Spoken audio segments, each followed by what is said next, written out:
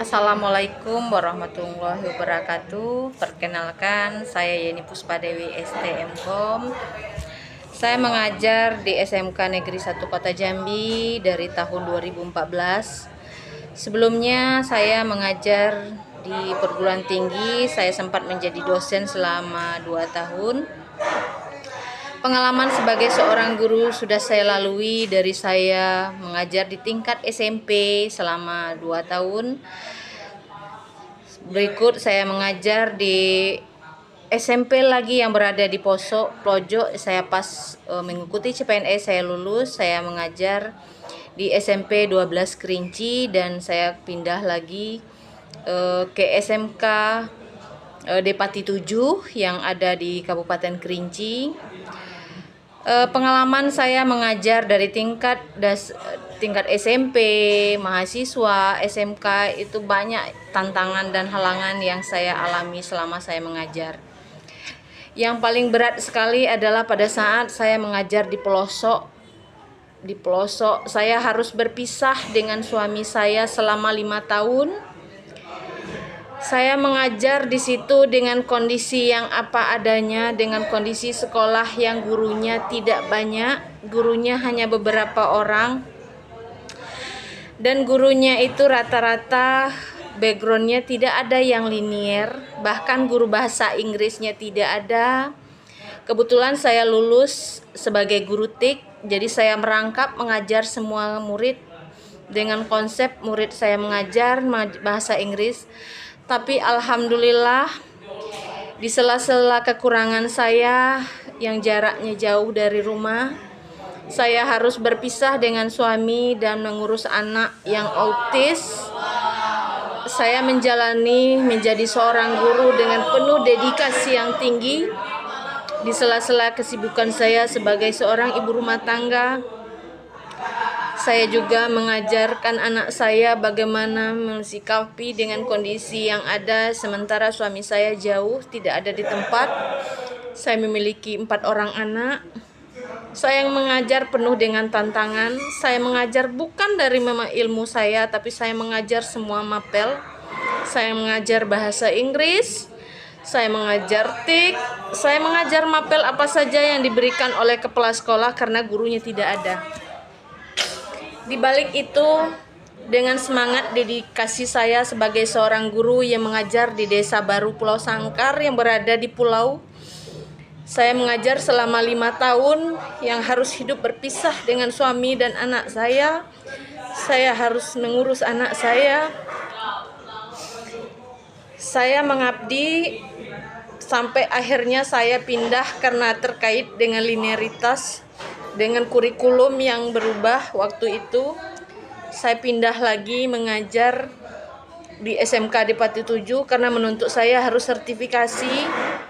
Portofolio saya sudah bisa sertifikasi.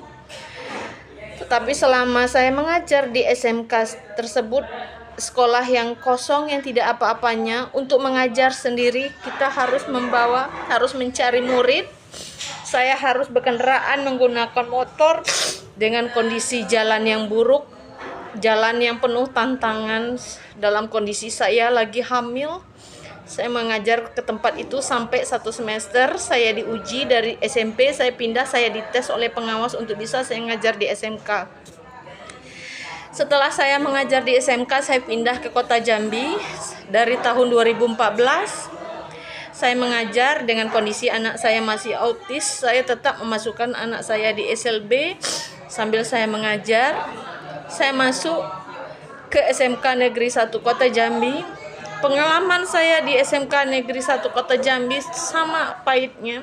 Walaupun kami berada di tengah-tengah kota, murid kita hampir 2.000 dan bahkan kondisinya saat itu guru yang jurusan komputer, kebetulan saya jurusan teknik komputer jaringan, yang hanya gurunya beberapa orang, hanya 3 orang yang PNS. Jadi saya mengajar sampai 7 mata pelajaran yang saya ajarkan, dan kebayang 7 mata pelajaran tersebut saya ampuh.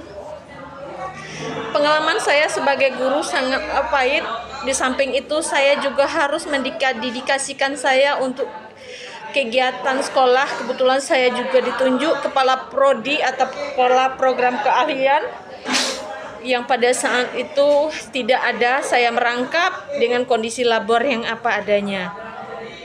Setelah saya menjalani ketua program, semua dokumen kurikulum, semua dokumen akreditasi sekolah saya yang mengurus di sela-sela kesibukan saya.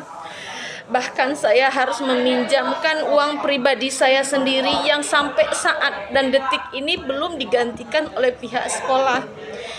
Saya meminjamkan uang untuk sekolah, untuk membayar biaya internet, untuk bisa mengadakan uji kompetensi mahasiswa. Uji kompetensi siswa yang diadakan sementara jaringan internetnya belum dibayar. Dana BOS pada saat itu belum cair. Dulu pencairannya jaraknya beberapa bulan baru cair. Karena listrik yang harus kita bayar juga, walaupun saya bukan kepala sekolah, saya sebagai ketua program keahlian, saya merasa bertanggung jawab bagaimanapun anak kita harus ujian dan itu harus menggunakan jaringan internet. Dan kita harus mengadakan UNBK. UNBK kita harus menyiapkan 4 labor dari murid yang hampir 1 kali tamat, itu yang kelas 12 itu hampir 700 orang siswa, dan kita harus menyiapkan 5 labor dengan kondisi siswa yang banyak sekali dan peralatan yang terbatas. Sehingga saya harus meminjam ke orang tua, mengemis ke orang tua untuk meminjamkan komputer untuk bisa mengikuti UNBK tersebut. Saya sendiri yang terjun lapangan bagaimana mendesain labor untuk anak bisa ikut UNBK. Bahkan akhirnya kami dipilih, bahkan ditunjuk oleh tempat sekolah lain untuk sekolah lain yang tidak punya kapasitas untuk bisa bergabung musim numpang. Ada beberapa sekolah yang terkait di sekitar sini yang numpang dari SMP, numpang ke sekolah kita. Dengan server yang saya rakit sendiri dengan para siswa. Pengalaman ini sungguh saya jalani sebagai dedikasi saya sebagai seorang guru hampir 20 tahun. Saya mengabdi. Saya merasakan hati yang sangat senang saya bisa mengajar. Buat saya prinsip mengajar di dalam kurikulum yang sekarang kita jalani. Bagaimana siswa untuk SMK mempunyai target, dia bisa mandiri, dia bisa menghasilkan uang sendiri. Dia bisa mandiri tanpa bergantung kepada orang tuanya. Target saya seperti itu. Saya mengajar tidak pernah saya harus fokus dengan rancangan pada saat itu. Saya mengajar melihat situasi dan kondisi yang ada di dalam kelas. Kalau kondisinya seperti ini, saya alihkan dengan metode saya sendiri. Tapi alhamdulillah rata-rata alumni yang saya ajarkan berhasil dengan baik.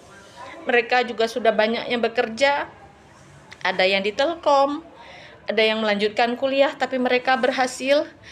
Selama saya mengajar, kurikulum semuanya sudah saya alami, tapi kurikulum yang sangat menantang buat saya adalah pada dokumen kurikulum Merdeka. Bagaimana saya mendesain modulnya, ternyata ada di situ aplikasi yang kita ajarkan, kita menyesuaikan. Simple, tapi buat saya praktis. Tapi itulah kenyataan. Saya juga menjadi asesor dan menguji hampir 1.000 siswa, baik itu di luar maupun di dalam sekolah.